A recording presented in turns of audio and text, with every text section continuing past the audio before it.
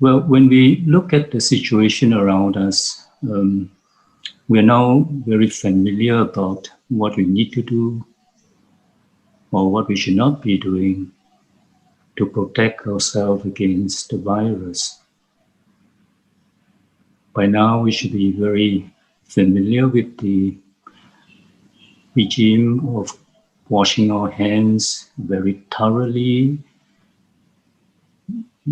very regularly, wear the mask when we go out, keep our social distancing, avoid large gathering, large crowd. And all these are very good advice, very necessary advice for us to keep the virus at bay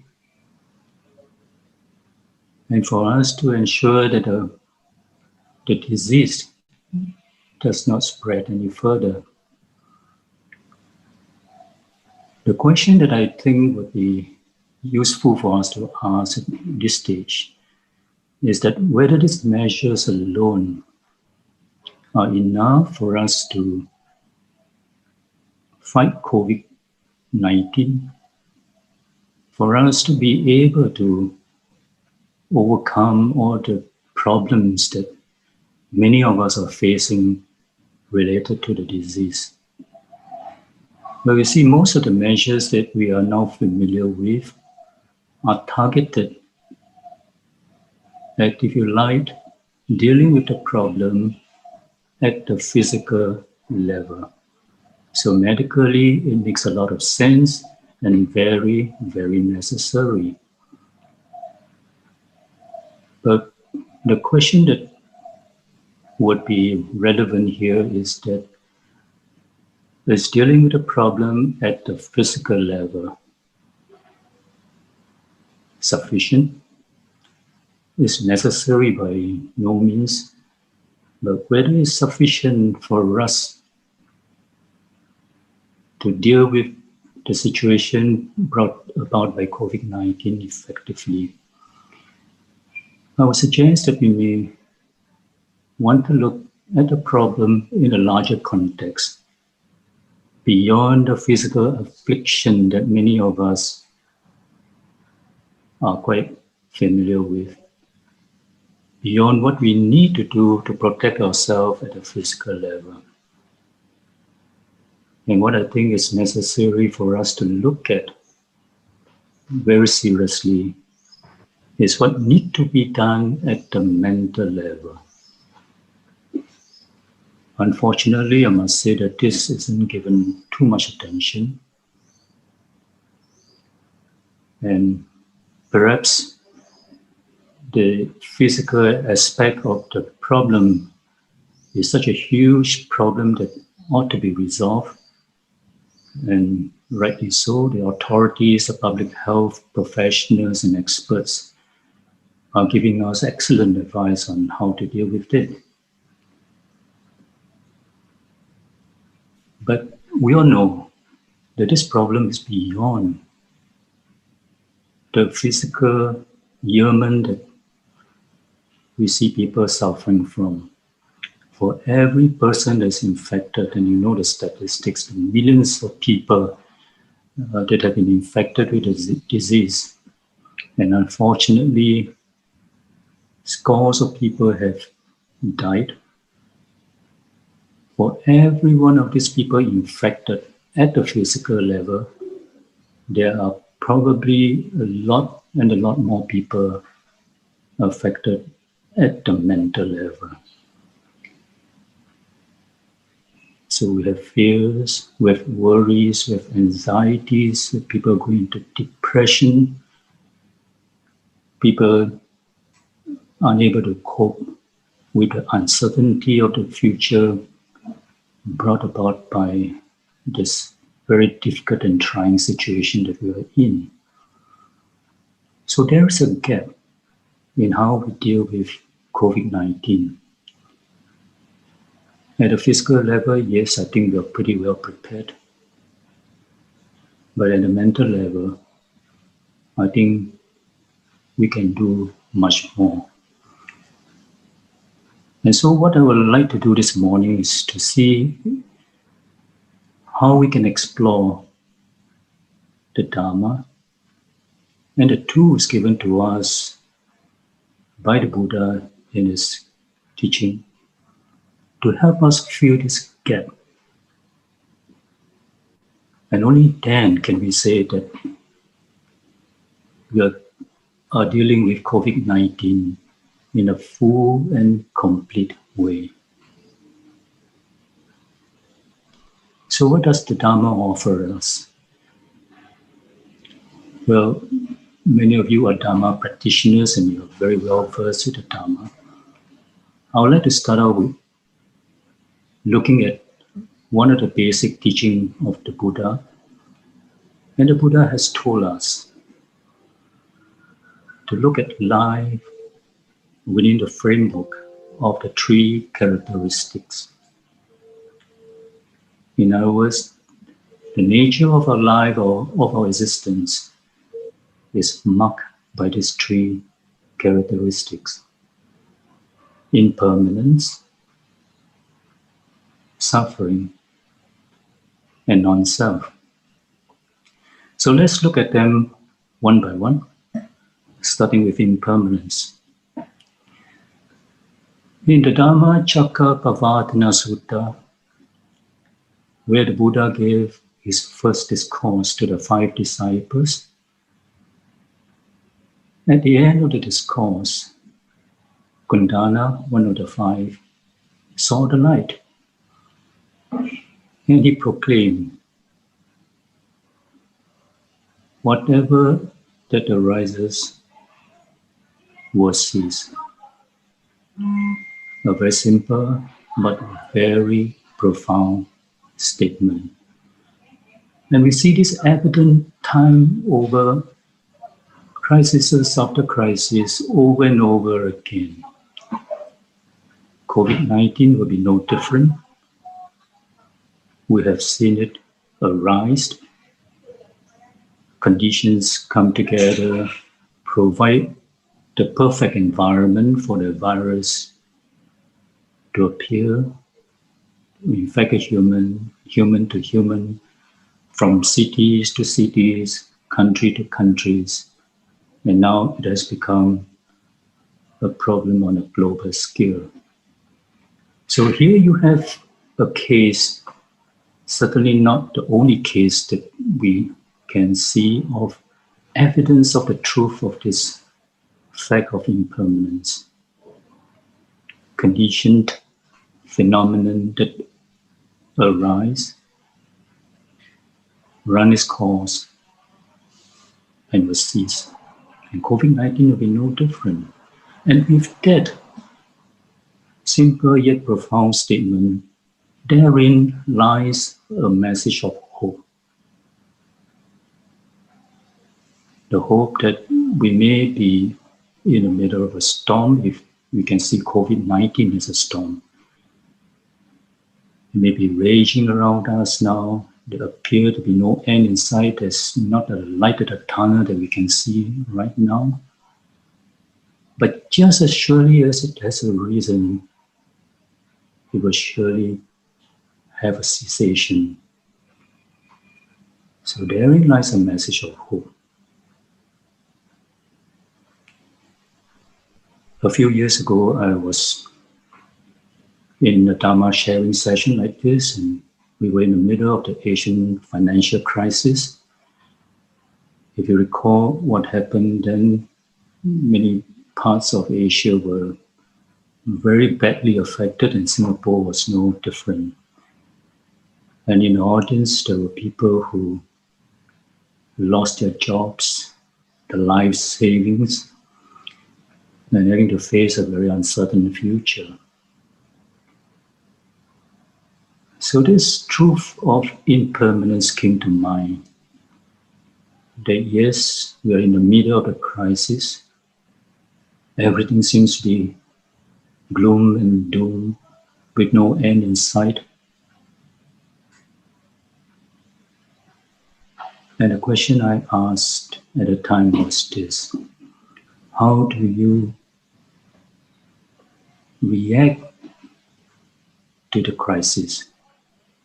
Do you succumb to the fear and worries, give in to the anxieties, or worse still, to go on a downward spiral towards depression? We have a choice here. You can go that way, or you can go the other way. Hold your head up.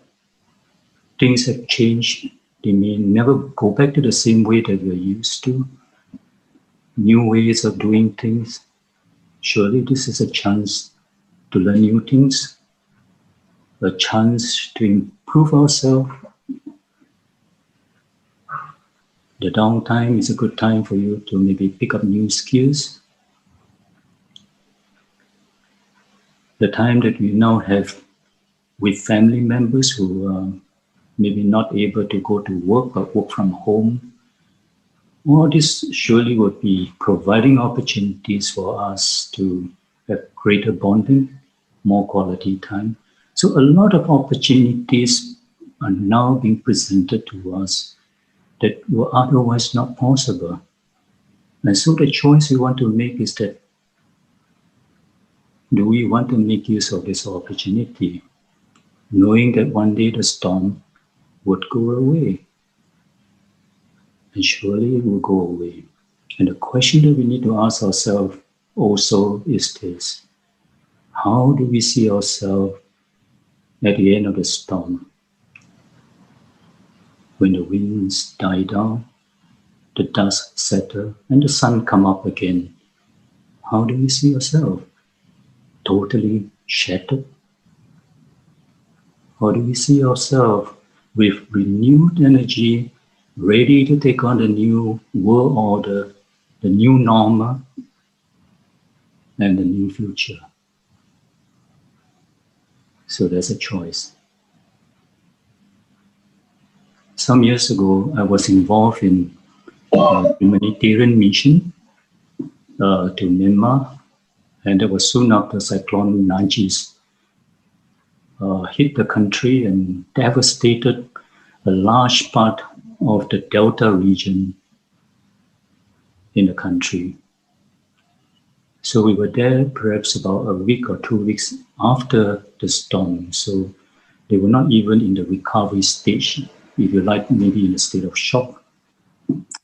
And travel by boat to visit the villages, and that's the only way to go, and you go by boat for a few hours before you come to the village.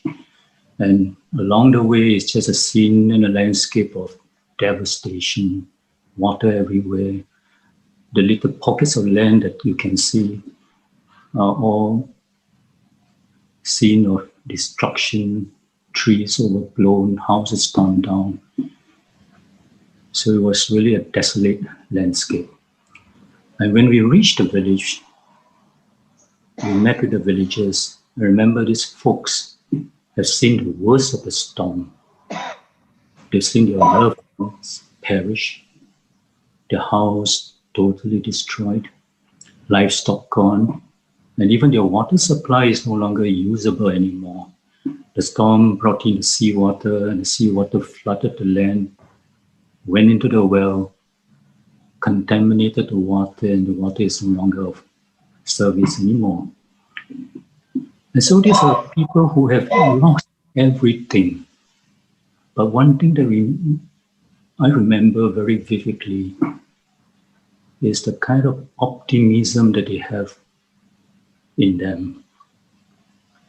A deep sense of gratitude that they are alive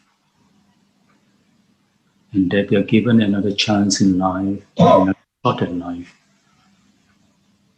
And this was a very powerful takeaway from the trip. I thought I was there to give. Instead, I think I took more than I gave. So you can see, brothers and sisters, just this fact of impermanence itself can uplift us, can make us make choices that are wise, that instead of taking the route of giving in to our fears and to our worries, we can take the wiser and the better choice of going the higher road. Let's turn now to the next characteristic of life, the fact of suffering, dukkha. Well, it should be no stranger to every one of us. I'm not exempted. And the Buddha has stated the truth of suffering as the universal truth. In the Four Noble Truths, the theme of suffering runs through the entire teaching. And if you recall, the Buddha has taught us that there is suffering, that it is really no surprise that we should experience suffering. The second noble truth, the Buddha told us, pointed to the root cause of suffering and urged us to eradicate this cause of suffering.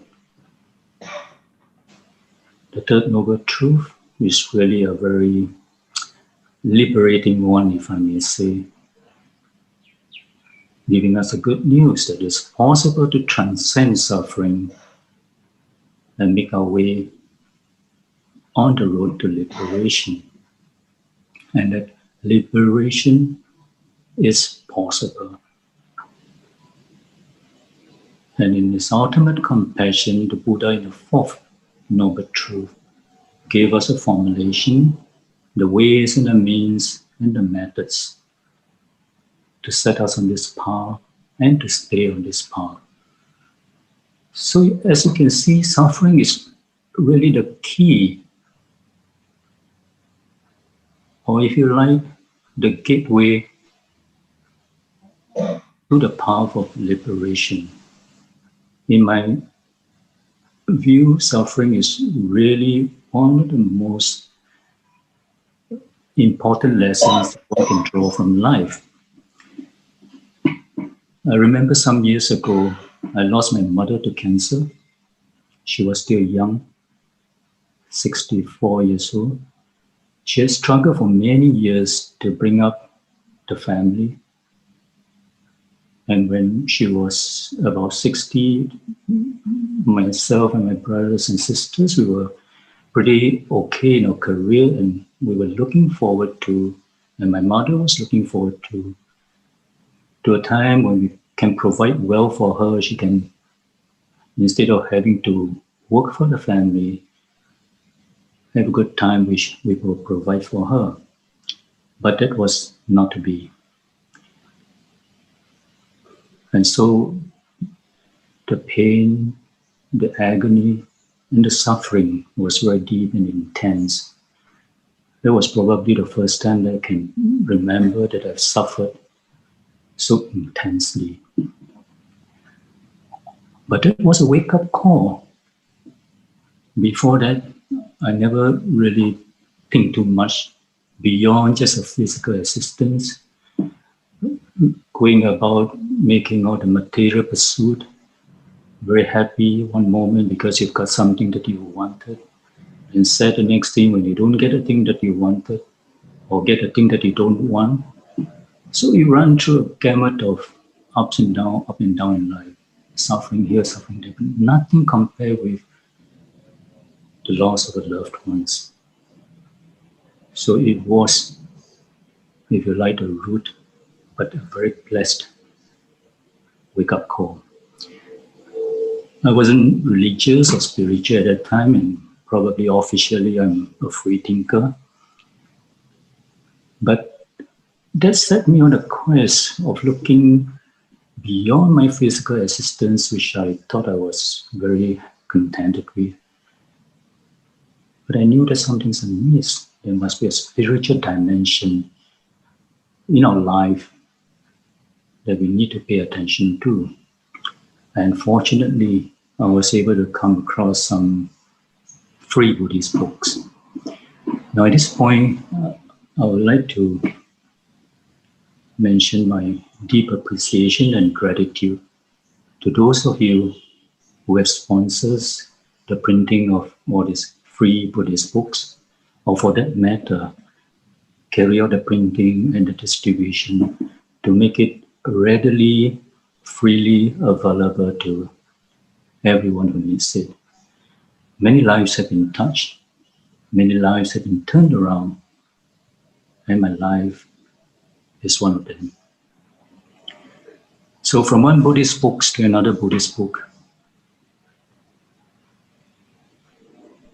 the Buddha's teaching took hold on me, and it began to make some sense out of this loss. I began to realize that, of course, there should be no surprise that my mother had to depart. Every one of us have to. The life cycle is such that you're born, you grow stronger by the years, you deteriorate, you decline, and eventually you have to come to an end. That's the fact of life.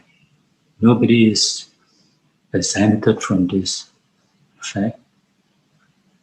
And the Buddha went on to teach us, and that is where I draw such an important lesson from suffering. So it's not to be shunted. Many people, when they hear the word suffering, will say, no, I don't want to have anything to do with this. It's such a depressing term. What can I possibly learn from suffering?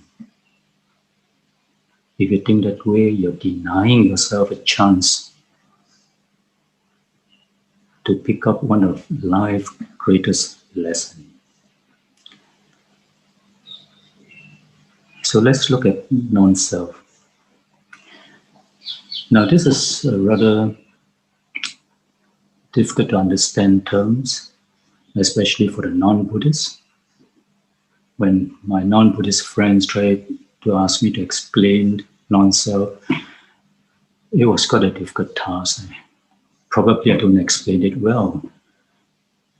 And even for some Buddhists, it can be quite puzzling.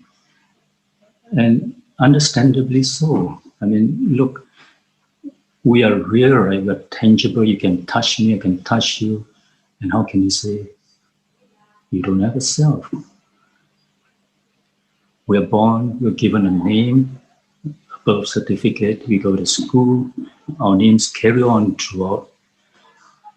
We are given positions in class, roles in the class, and when we go out to work, we have a position in the office, we have a family, we have a role in the family, in society, in community, and all this embellishment of the self merely add to a belief that the self is solid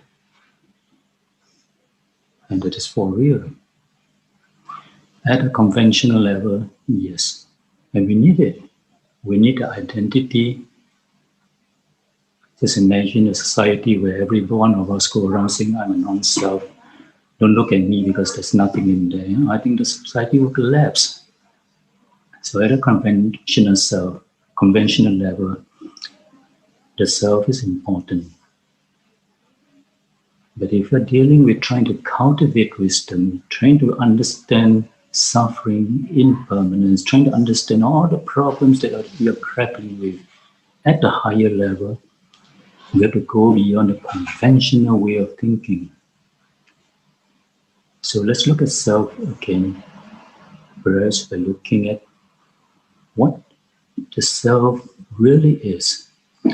Now, we all know that the self is really a composite of aggregates coming together. And every one of these aggregates are insubstantive, they're not solid, they're transient, they're impermanent. And you put all this together to form what we call the self. Surely the composite form that is made up of elements that are not solid and not permanent cannot be solid and permanent. So it will be quite delusionary for us to think that this self, much as we like it to be, is permanent, is solid. And you see, the moment we think that way, we end up doing a lot of work to serve this demand of the self. You know, the self is very demanding, needs a lot of servicing, it's high maintenance.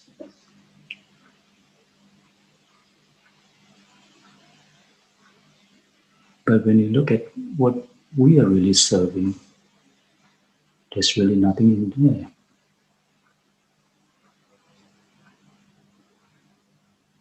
If we look at what is happening in COVID-19, and this is from my own personal experience, every time I read the news, talk to friends, see what I see on social media, most of the time it's rather depressing. There may be moments of happiness when things turn around, but most time you hear of so many cases here, so many cases there in your own home country. There'll be moments when you rejoice with the fact that cases have dropped and the government is lifting the restrictions. And soon after that, this joy is usually very shortly, because then soon after that, more cases are coming back again and a new spike, a new wave has appeared, and more restrictions have to be kicked in. So you can see how a mind goes on a roller coaster when we don't have the wise way of ingesting and digesting the news and what we see around us. And I see that one of the reasons for that is that we put ourselves, the self, in the middle of all this observation, in the middle of all this experience. When my mother passed away, before I came to the Dharma, I was agonizing because I was asking questions like, why did she have to go so early? Why am I not given an opportunity to give her a better life? Why this? Why that? And at the center of all these questions is the self, wanting things to be this way, not that way, wanting answers that are, if you ask me, on looking back, really all the wrong questions. But when I came to the Dharma, something very interesting happened. I realized that if I'm able to put the self out of the way, the demanding self, the self that look at everything around us with a biasness, with judgments, very critical, and sometimes creating even an enlarged story from what you see. That's the self. So if you're prepared to put that aside and instead look at things around you with the Dharma in the middle, I found that there's a refreshing change, a refreshing way in which we can look at the world. It is a lot clearer, a lot lighter. It's no longer clouded with biasness, prejudices, critical thinking, judgment, story making. But instead,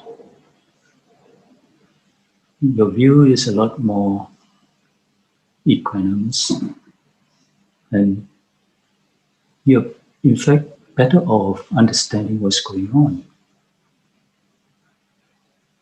And two things can happen when you place the Dharma in the middle instead of placing the self in the middle. Two things can happen.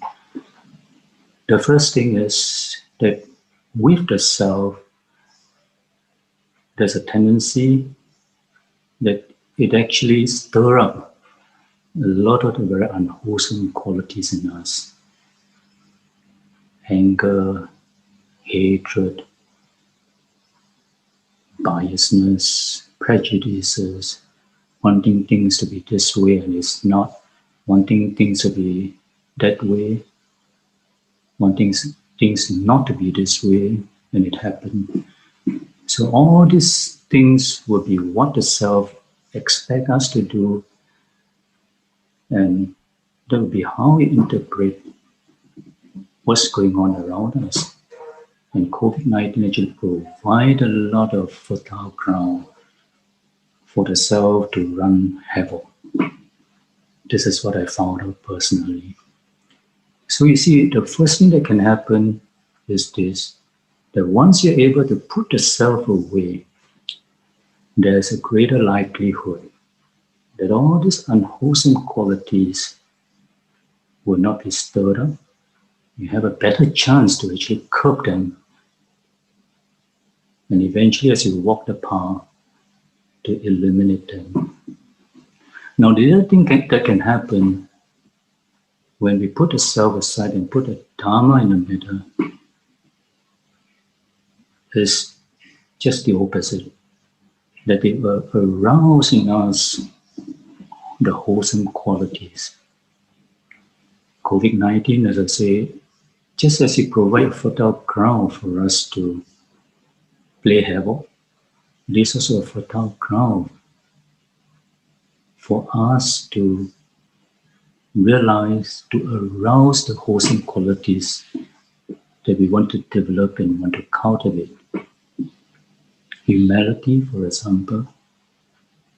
If you think about the virus, a microscopic organism, small little thing, and yet it can bring humankind to its knees. Surely this is a cause for us to be humble.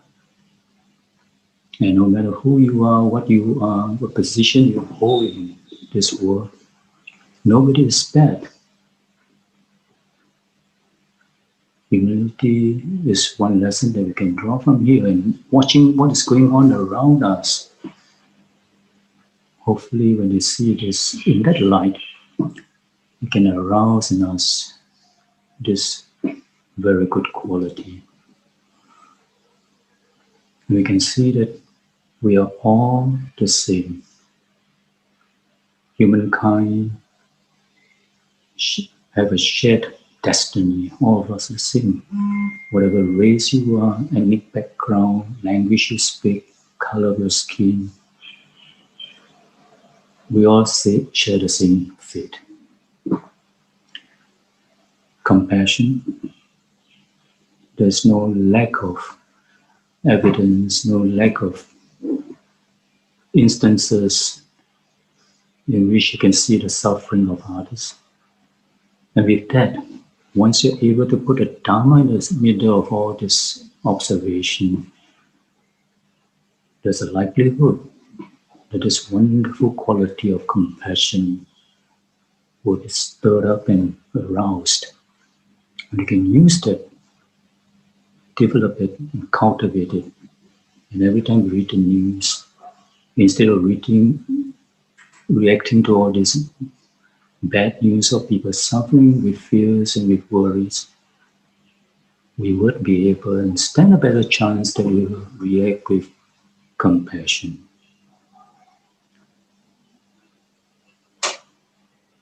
So you can see how the paradigm shift from one of a self-centered view of the world to a Dharma-centered view of the world can do so much for us.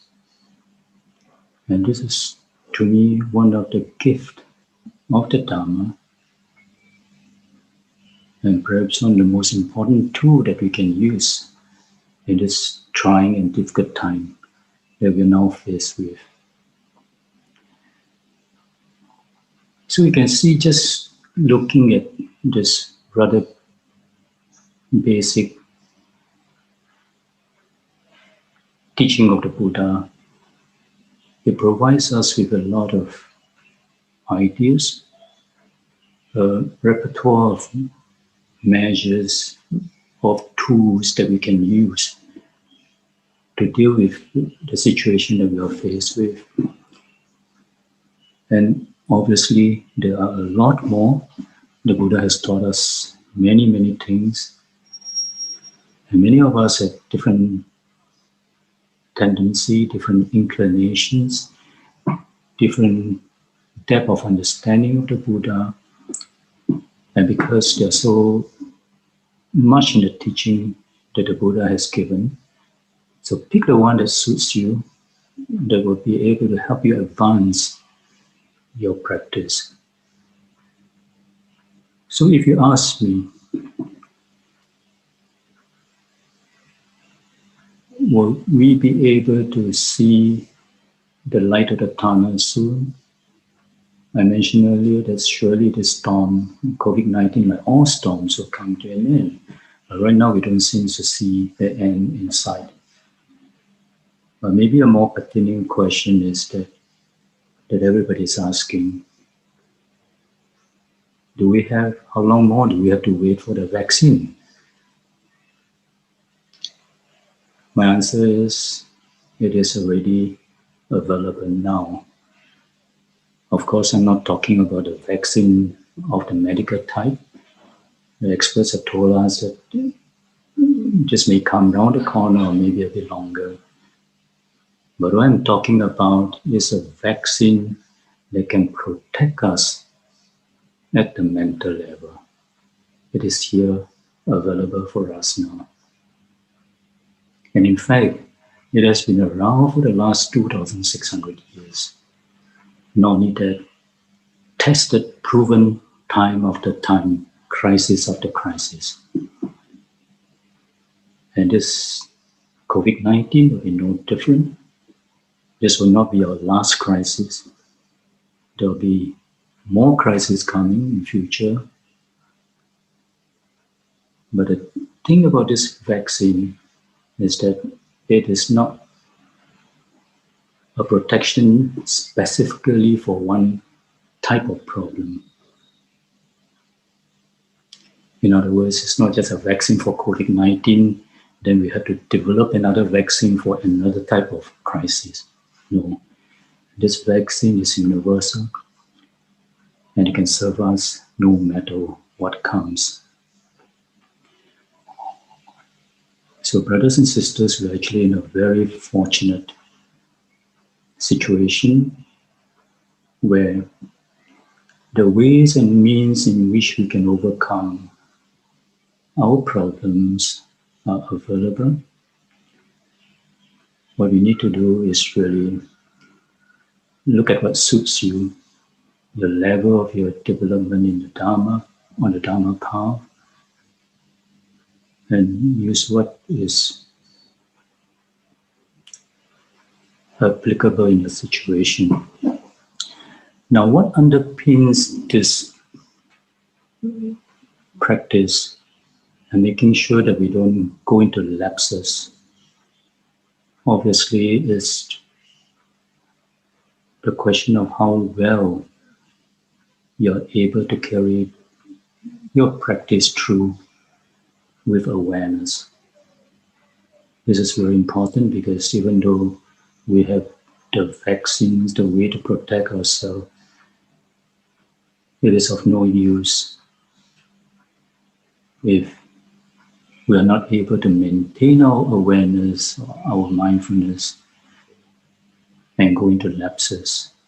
And even if we were to go into lapses, we must be able to bounce back with awareness and set ourselves on the path again. So if you look at the teachings of the Buddha and the teachings of the various venerables that offer the teachings, one of the central themes is a theme of awareness or mindfulness. This underpins everything that we seek to do. Very important. So I'd like to end my Dhamma sharing with a mention of the Buddha's statement just before he went into Parinibbana. The Buddha said, Vaya Dhamma Sankara Apamadena Sampadeta. In other words, whatever arises will decay, strive on with diligence. The Buddha made this core 2,600 years ago. This call is still relevant today, more so in this difficult and trying time. So, brothers and sisters, strive on with diligence. I thank you for your patience and your attention to this morning's Dharma sharing. Thank you.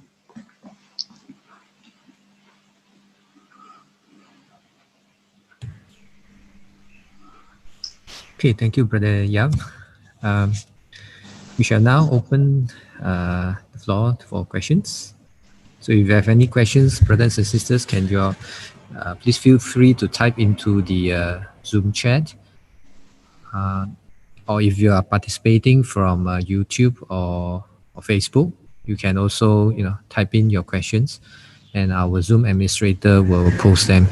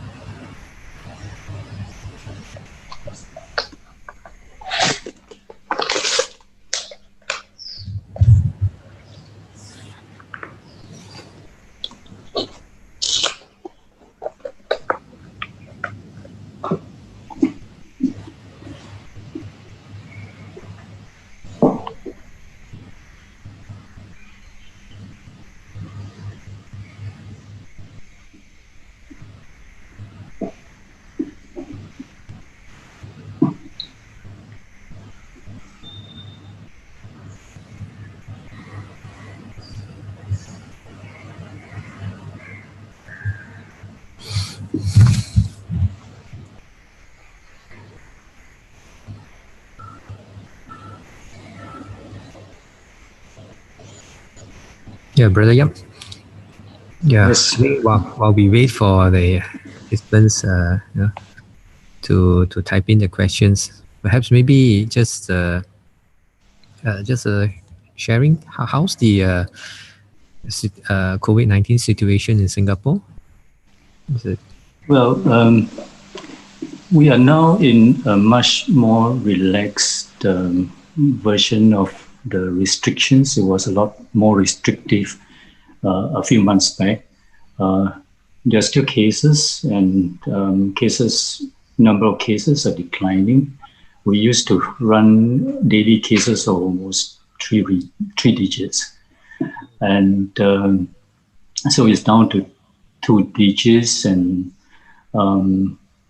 most of these are cases that are involving the foreigners living in Singapore.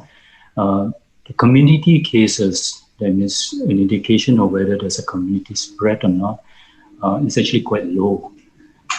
So in a way, the measures that are being stringently applied, and I think just in like Malaysia, there are very strict laws about requiring everybody to wear masks, gathering, and all these measures that are kicking in place, I think have shown that it's effective in containing the problem. So of course, we are still quite restricted in our travel overseas. And I saw from the news that they are going to ease the restriction for travel between Malaysia and Singapore, and that's really a welcome news. Yeah. Many of us miss going to Malaysia, and I think it's really looking forward to the time when we can freely go to Malaysia. So yeah, the situation is improving, but I think we will still have to wait some time before things can go back to normal. Yeah. Yeah, that's very good. Yeah, to hear.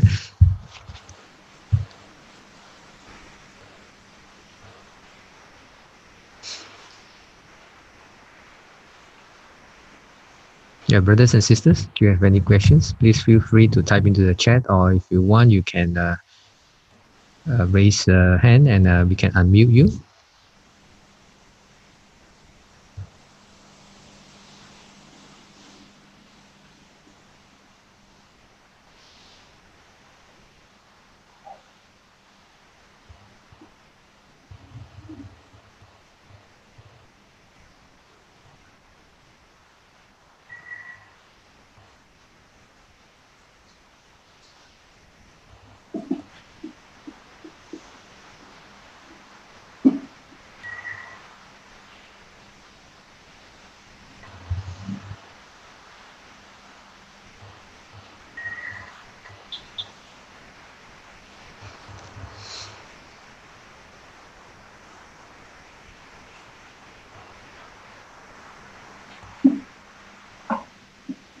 Oh, that's a question.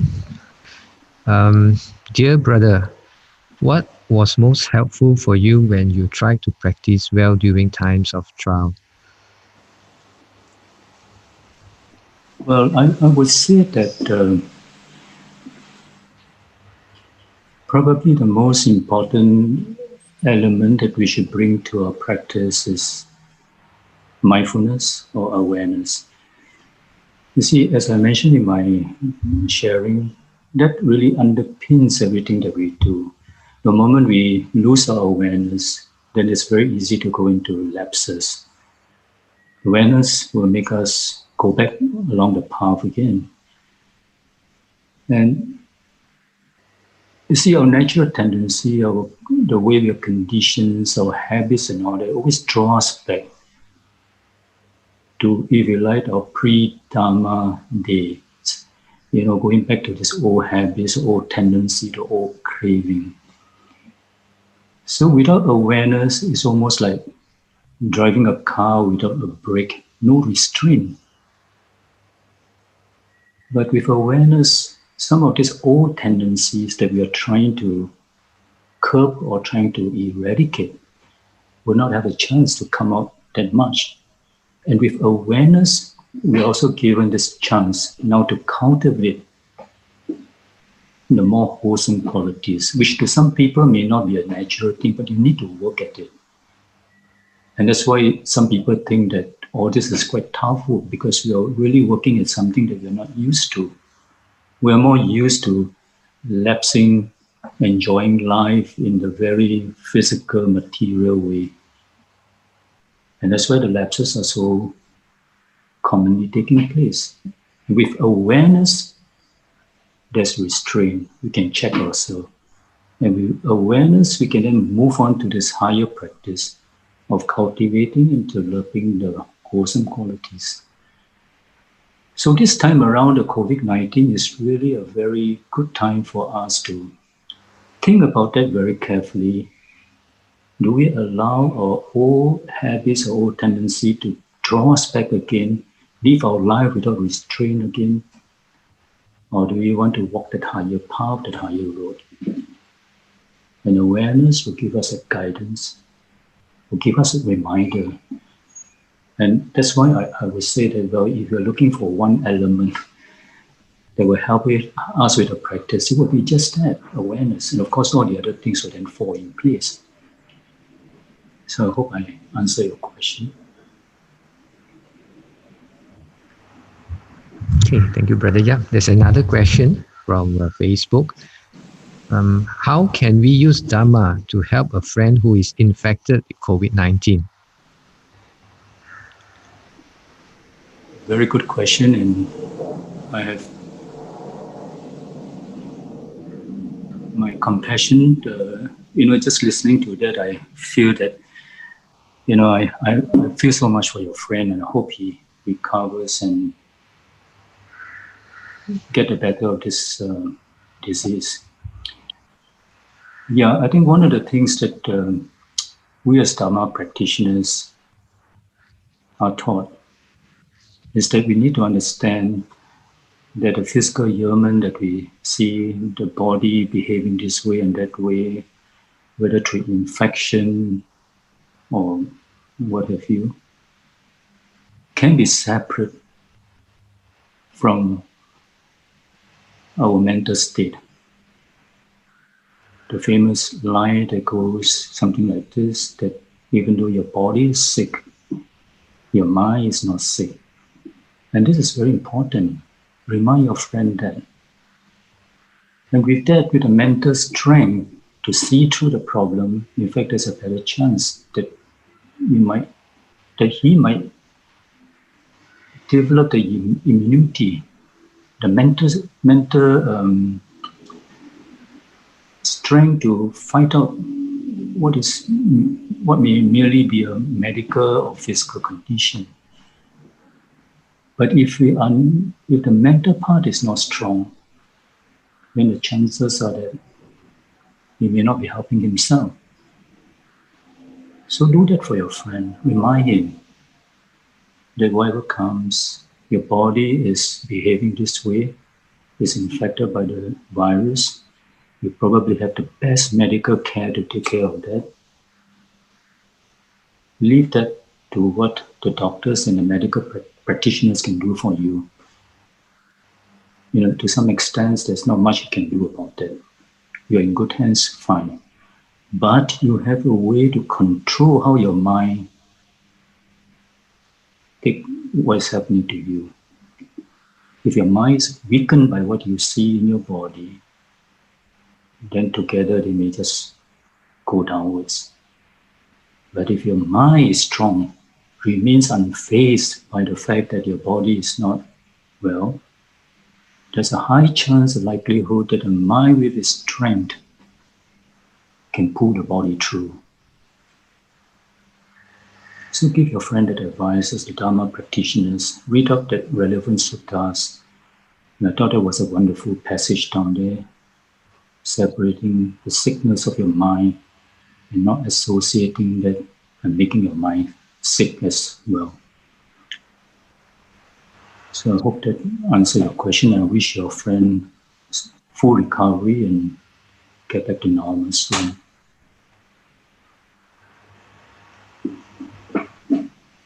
Okay, thank you for the advice. There's a devotee here. I think he or she would like to share his appreciation to Brother Yap. Says sadhu, sadhu, sadhu. Thank you, Brother Yap, for the simple and clear sharing on how we can embrace COVID-19 with Dharma at the center.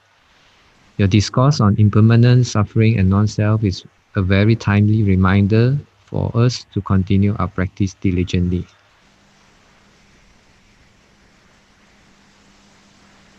Thank you. Sadhu, sadhu, sadhu. Brothers and sisters, do you have any other questions?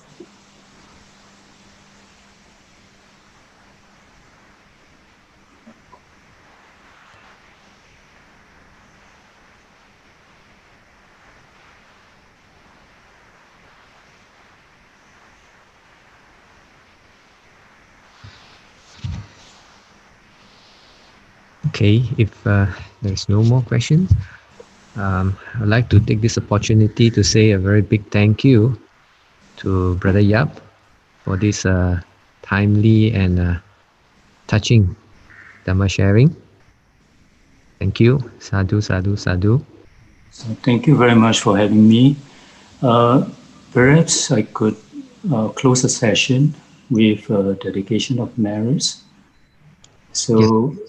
Brothers and sisters, if you can put your hands in Anjali, let's do a dedication of merits. By the grace of this merit that I have acquired by our puja, meditation, and learning the Dhamma, may I never associate with the foolish, but only the wise, up to the time I attain final happiness. And by the grace of whatever merits that I have acquired, may these be helpful to eradicate my defilements and to overcome suffering.